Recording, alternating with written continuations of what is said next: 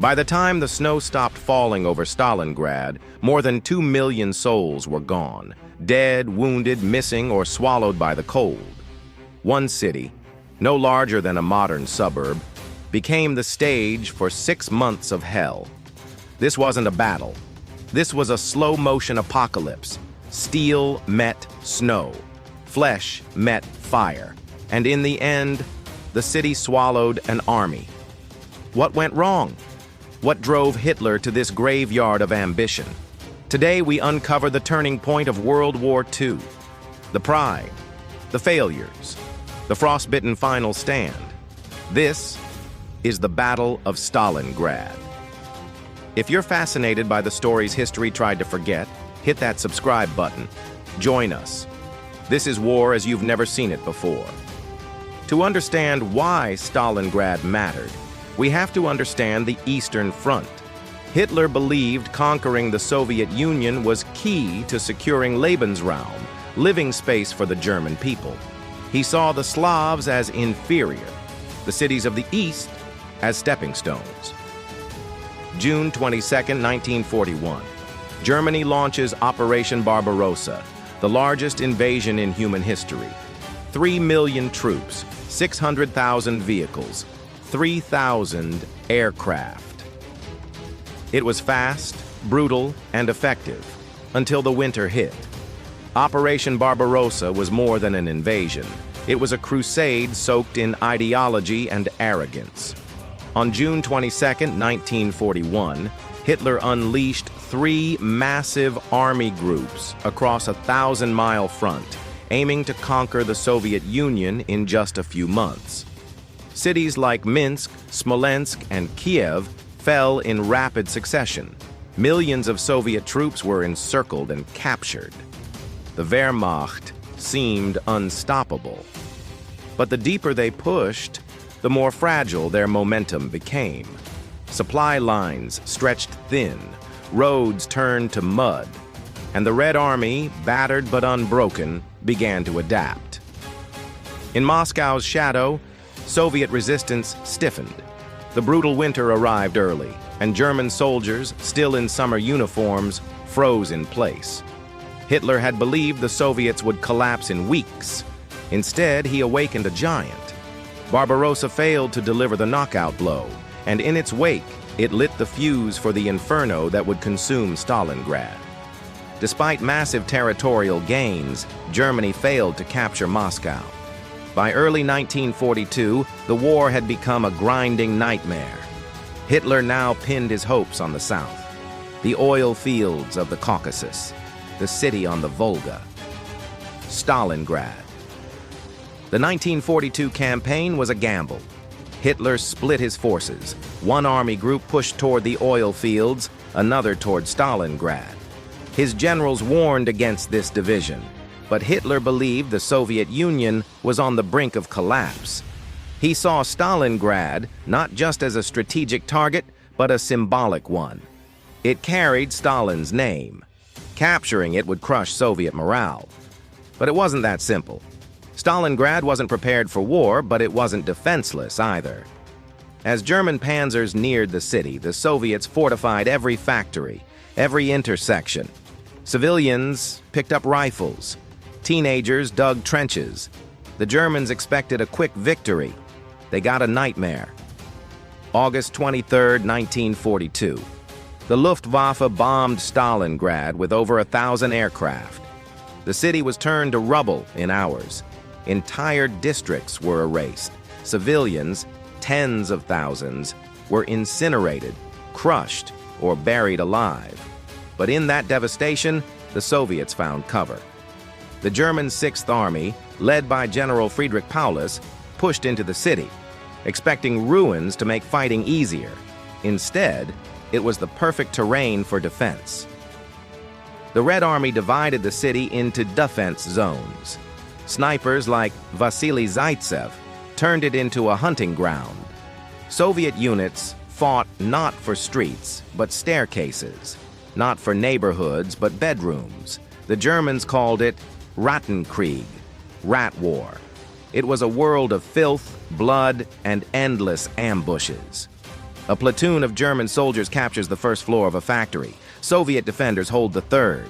The second floor, no man's land. Grenades fall from the stairwell. Bullets bounce through blown-out walls. You can't sleep. You barely eat. You fight for inches. The Red October factory, the Barakati gun plant, the tractor factory. These were massive industrial complexes, now turned into battlegrounds of attrition. Soviet reinforcements crossed the Volga under constant artillery fire. Many drowned. Others never made it ashore. Stalin's infamous Order number 227 *, not one step back dash, meant retreat was punishable by death. Cowards were shot. Heroes died anonymously. The defenders of Stalingrad bled and held. By November 1942, the Germans controlled 90% of Stalingrad.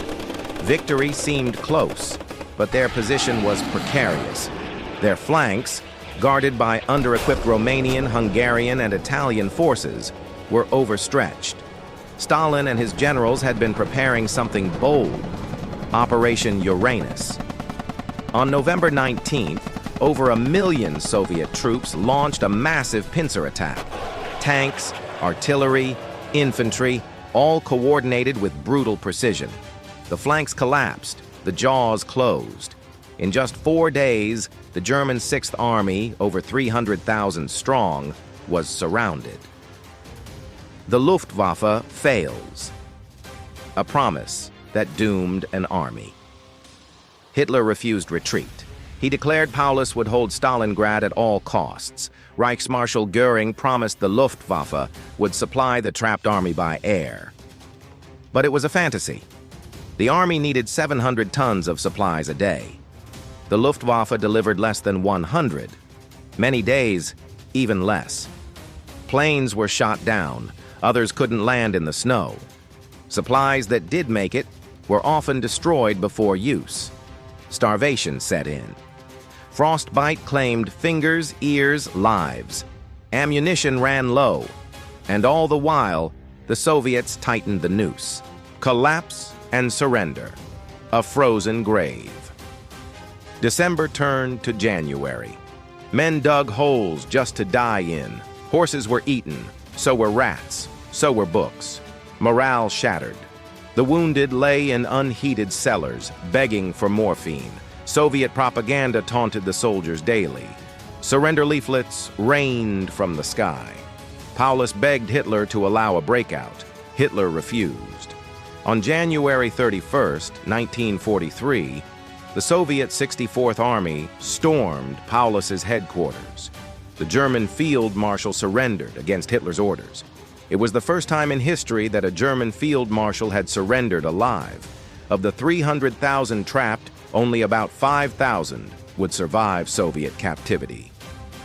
The Battle of Stalingrad marked the beginning of the end for Nazi Germany. For the first time, an entire German army had been annihilated. The myth of invincibility was gone. The Soviets seized the initiative and never gave it back. Over the next 2 years, they would push westward, liberating city after city, until the red flag flew over Berlin. The cost was staggering. Over 2 million casualties. Civilians, soldiers, medics, children. Stalingrad was more than a battle. It was a human catastrophe and a warning. What really went wrong? What went wrong for Hitler at Stalingrad? Was it the strategic overreach? The underestimation of Soviet strength? The refusal to allow retreat? Or was it something deeper? A hubris that clouded judgment? A belief in destiny that ignored reality? The lessons of Stalingrad are not just military, they're human. Pride, fear, endurance.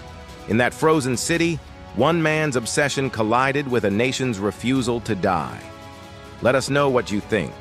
Was Stalingrad the moment Nazi Germany sealed its fate?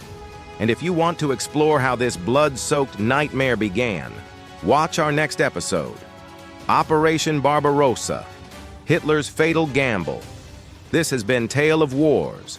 Subscribe for more untold stories from history's darkest hours. Stay tuned for our next episodes as we continue uncovering the brutal truth behind World War II's bloodiest chapters. Because behind every fallen city lies a story the world tried to forget.